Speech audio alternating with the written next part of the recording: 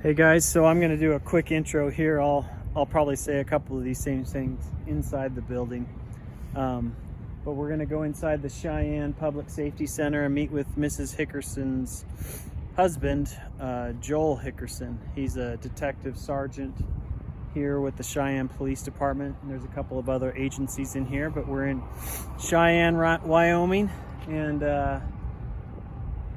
we're going to go in and see what it means to be a police officer and see some of the building and how they check inmates in and interview people and do that sort of thing. So hopefully you find it interesting.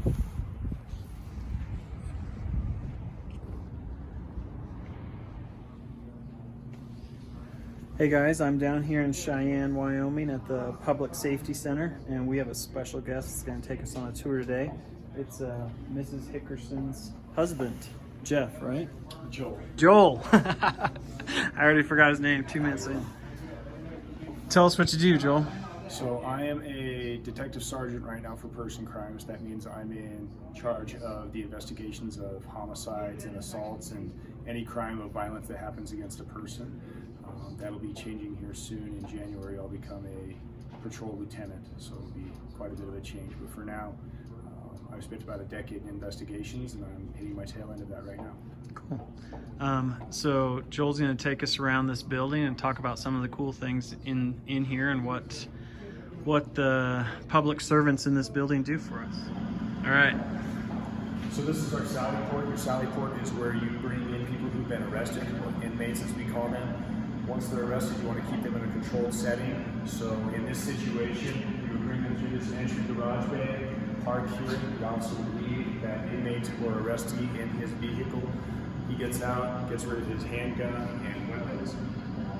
When you're in a situation, the officer puts his guns in there? Yep, so in this situation, if I had an arrestee, I'm going to make sure that I unlock this, place my gun in, place my magazine in. If I had my knife on me, which I don't right now, I'd place that in there as well, and lock it. That way, if I get into a fight in here, an inmate couldn't take my gun from me and use it against me or other officers. This is a safety precaution. In order for them to get to this, they'd have to be able to bypass this double locked door, which you have to have a key, a digital key to get in, and they'd have to be able to get this off of that officer. So this is an officer safety precaution that's really common in any booking facility. Every county jail doesn't allow officers to have firearms on them. The federal facilities don't allow officers to have firearms on them. And it's the same for us. Beyond here, if you have an inmate, you need to disarm and make sure that you're being safe for yourself and that inmate. Okay. All right. So this is our booking area. Once an inmate is brought in or an arrestee is brought in from the sally port, this is where we bring them. If it's just one person or a couple people who were cooperative, we can just sit them down anywhere. If they need to be handcuffed to their bench, we have cuffing hoops that allow us to cuff their hands to the bench. If they're cooperative, there's no need to do that. They can just sit and talk and go through things. Usually when we bring inmates here, it's to go through the booking process for a DUI. The state certified system is called the Intox ECIR system, and that just is a very precise machine that will measure specifically what your breath alcohol content is, and it's used to be admissible within the courts for your DUIs. If you have someone who's incredibly uncooperative, what we can use is this strap down chair. Basically, you have a couple officers come in, they get the person to sit down in the chair, and once they're strapped into this, they can be transported wherever they need to go, whether it be to the hospital for any type of inebriation or drug-induced psychosis or anything like that, or if there's just extremely combative, it's easier to transport them on this through an ambulance or another transport vehicle outside of your smaller patrol vehicles that aren't going to be able to hold this. In situations where we have numerous inmates coming in, such as we're running a special high visibility operation or DUI operation, or we have a situation where we have a lot of arrestees, we can have some people out here. We also have holding cells. The holding cells also double as interview rooms. Interview rooms that have the hard mounted tables, or the tables that are actually bolted to the floor, are called hard interview rooms. You use hard interview rooms for people you're afraid are going to be combative. If you have someone who's going to be bad, a lot of times with a smaller table, they can tip that table over, use it as a defense device, or they can throw it at you, something like that. So in a situation like this, we are controlling that, eliminating that threat. Obviously, we still do have the soft chairs that were made of plastic, but those are much less of a threat. Additionally, once they're in here, in order for someone to get out, we have a keypad that way we know that whoever's in here isn't getting out without proper access for the authority. Cool. So you can tell me about these guys? Okay. So here in our patrol area, we have a small memorial wall for all of the officers who've been killed in the line of duty here in the city of Cheyenne. We've had 2 officers who died while I was an employee here. That's Dennis Shuck and Bill Stanford.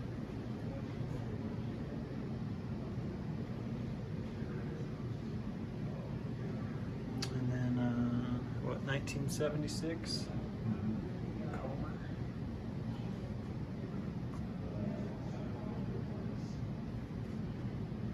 1919, it's quite a while ago, and then 1907. And Hugh Petrie's line of duty death is particularly unfortunate. He was a very young man and he was on duty for 5 days before he was killed. 5 days, he was a police officer for 4 years. Hmm.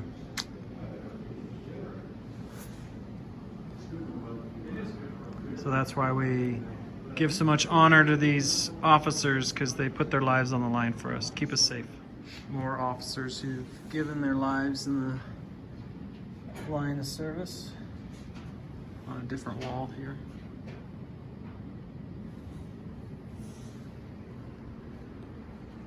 Go ahead. So this is our patrol report writing area. Officers do have mobile terminals or mobile computers that allow them to type reports in their vehicles. But if it's going to be a long report for a serious felony or something of that nature, they can come here and it's quieter. They don't have to be so worried about officer safety. They don't have to look up every few seconds from their screen to make sure no one's around them. It allows them to concentrate on their report. In here we also have several photographs of events that our officers have been a part of, our honor guard. We also have our ribbon guide here to let you know if people get meritorious service ribbons or life-saving ribbons. You can see what that looks like on their Class A uniform. So these ribbons go on their uniform and it tells you different things they've done, if they get some kind of commendation or achievement, or they've been around a certain amount of time. Kind of like the military. So what's this? So this is the entry hall to our Detectives Bureau and to the staff offices.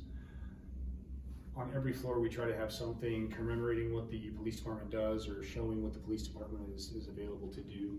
This one is EOD, which is Explosive Ordnance Disposal, or a bomb squad. So if someone calls in and there's a bomb, then this team comes in and disarms it? Yep, any bombs, suspicious packages, unexploded ordnance, things like that you wouldn't handle as a civilian or a police officer wouldn't handle on their own. We get several calls of service for these kind of situations every year. A lot of times people are making explosive chemicals and they don't realize how dangerous those chemicals are.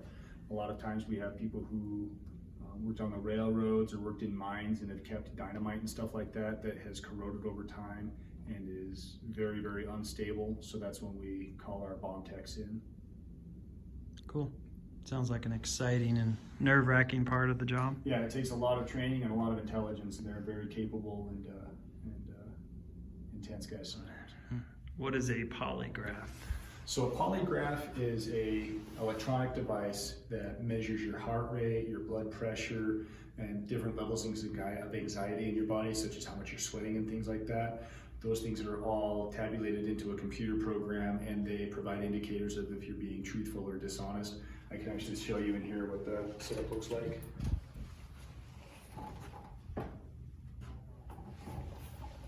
So this is what people call a lie detector test, kind of. Yep. Colloquially or on a jargon basis, we call it a lie detector test. You see we have the foot pads to show if you're twitching your feet a lot.